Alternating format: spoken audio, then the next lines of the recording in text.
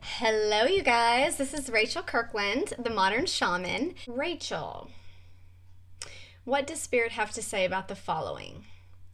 I know that I am not my beliefs and thoughts, but lately I have found myself caught up in them and feeling lost, like I don't know who I am or why I do what I do. I'm not allowing myself to drop my thoughts and beliefs. I entertain and try to quickly work through all of them in my head, and it feels personal. I feel attached to all of it. I feel it's simpler or easier for people who aren't even aware of the bigger picture, that everything is the one infinite creator or God.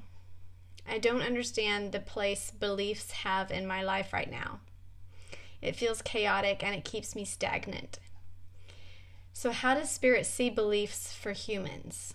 And how do I not make it so personal? By personal, I mean let the beliefs define me out of habit, and it feels really limiting and not at all enjoyable. And then she says, ha ha ha, I feel like an alien asking this question. What are these humans like, and what are these things they call beliefs? Okay, love you. Okay. So yeah, let's tune into that. How does Spirit see beliefs for humans, and how do I not make it so personal? So as soon as I close my eyes, I'm so tuned into her energy, I go directly into her body, and her guide starts speaking.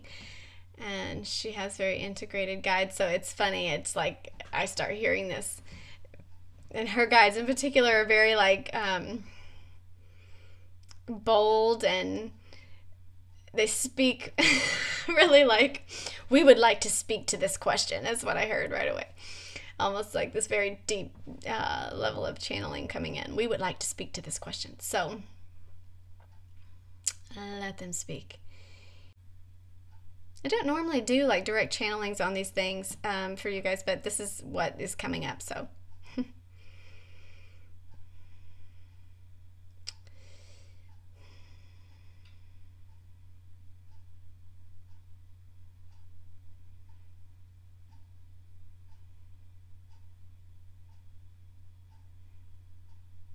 okay, so flat out they said beliefs are beliefs. They said it like really flat like that. Like, what are they? They are beliefs. And then they said they are structures and systems set up for safety. So, and by safety, the way that the energy is coming through that they're saying that in, the energy of intention that they're meaning that sense of safety is when a spirit comes in and they're showing me this image of a baby like lost in space, like swimming around, almost like this gigantic cosmic womb, like floating, like baby, and they're kind of using that as an allegory for humans coming into this earthly experience. There's a sense that we need some sort of little structure, and these beliefs or identity, because they're even showing it like your name, your culture, and they're showing it almost like this, it looks like code, the way they're showing it, like computer code, like CSS code. And it's like blonde hair, blue eyes, like a matrix code, I guess. Yeah, they're showing it like that. Like you come in and there's a framework built so you'll have some sense of safety. And then they show me this image of the baby almost feeling like, I've been caught. There's actually nothing there, but the baby feels like it's been caught. Like the baby's still in that space of blackness of this big womb, but the baby's energy is now like it's falling into some arms. It's funny. If you've ever had a session with me, this is kind of how it happens. So I'm like, whenever you channel, if you've ever channeled either, there's the clairaudient that comes through, the very languaged material, and then there's the energy that it's imbued with, or kind of the non-physical, non-verbal information that comes through that has to also be interpreted. And I always get these visions that they also send at the same time as the language, and then I also get the clairsentience, like the actual feeling of what they're saying as well. So there's so many layers that these things come in on, but they're basically saying that this is a structure set up to make you feel safe. Now what happens is when you go beyond the structure, when you identify, again, that kind of like matrix energy, when you identify the code no longer has a sense of safety for you. It actually feels like bondage or chains. And this is what they're saying you're describing, that you're in an experience that has outgrown the code or has outgrown that sense of safety, and now it's no longer relevant. And unfortunately, they feel like you need a bigger code. I wish they would just break it away and say you need no code at all, but they're showing it like almost like like a CSS upgrade. Again, going into like computer languaging there, but they're showing it like this. It no longer feels relevant for you, but there is still a sense of safety that's needed in order to go beyond. But now this sense of the code looks like it's a cosmic code. It's not earthbound grid. It's now cosmic grid or like galactic grid. So it would be more, instead of just the earth grid or the cosmic earth web that you're interwoven, it's more like you've expanded out of that and are now seeing things from a galactic web, or the code that's encoding all of the galaxy instead of just the earth. So it's a little broader. In terms of why it gets personal and how not to make it personal, they said just being aware of it. But there's a sense that you have to make yourself constantly aware that this is not you. It can't be you when you're in a state of awareness of it. They literally show it like you have to step out of your body to see your body.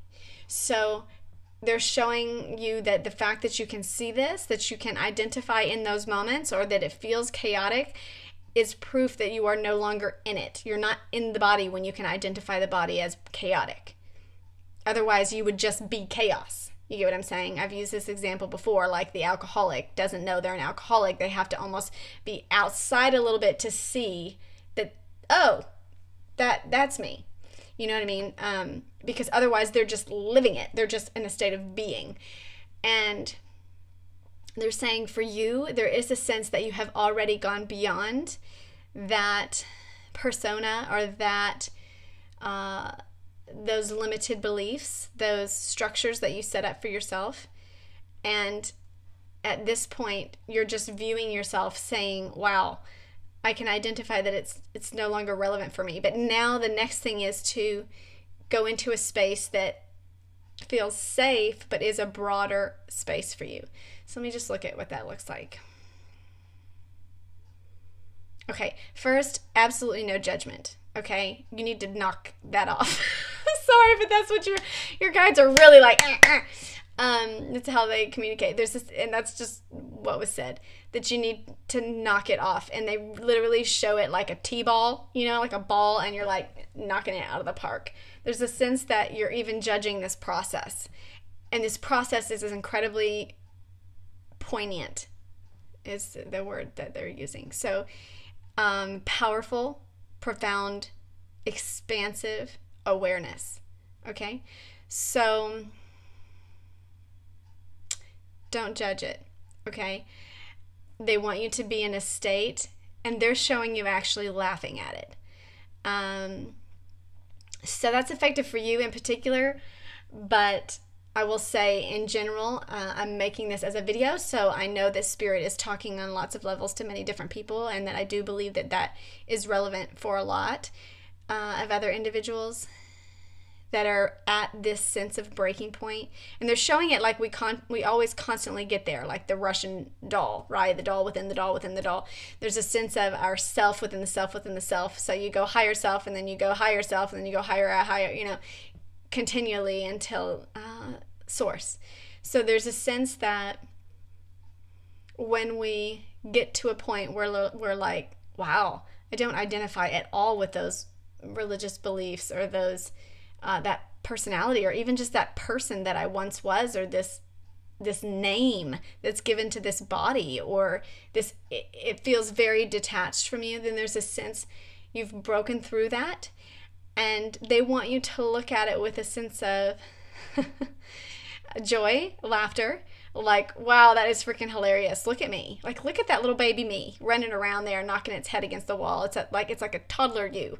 You know what I mean? But in a spiritual sense, in a metaphysical sense, in a metacognition. Like, look at my little baby brain. You know what I mean? It's trying to figure out things very 3D and like, oh, this makes me mad and did it. You know, like laughable. They want you to go to that energy. It's an energy of light. It has very little density to it. Humor has so little density. It's such a powerful energy to bring in these expansive spiritual experiences. Don't overlook it. And they're showing that when you look at yourself in that state of like, this isn't personal. It's actually like pretty funny.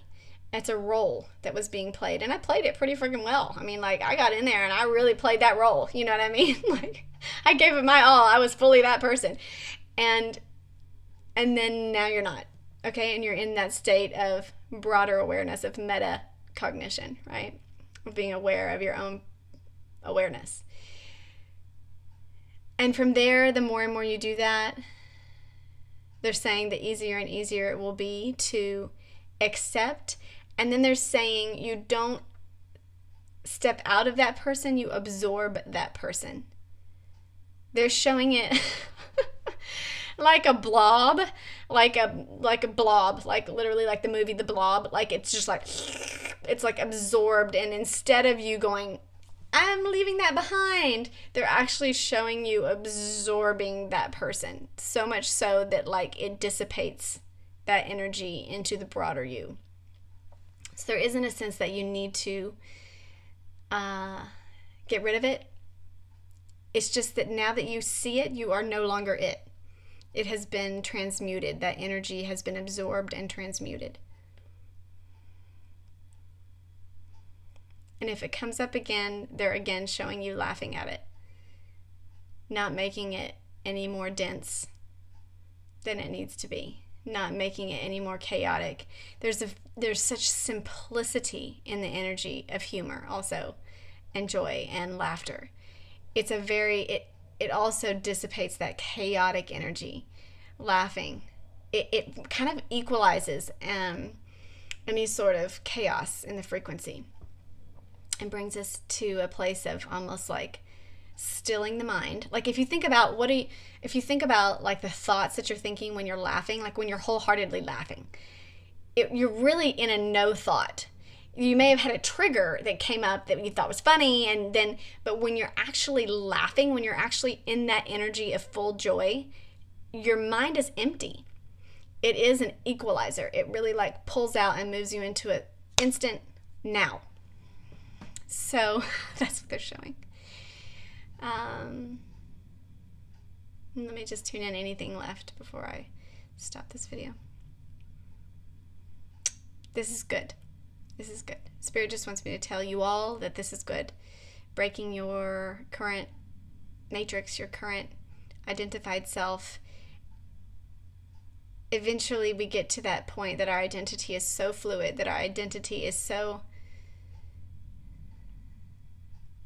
fluid. That's the best word I can use. They show it like that. Like, it looks like water. Like, just like they're showing that image of one of those things you see on the side of the road that's like a balloon. It's like, you know, one of those, I don't know what those are called, like those balloon things that are like a big tube and they kind of float in the wind. And anyways, I get, my clairvoyance is so silly sometimes, like what they choose to show me as a metaphor, but there's a sense that our form is just this empty vessel that's just like flowing and moving and standing looking really tall and then flopping really, it's completely open form.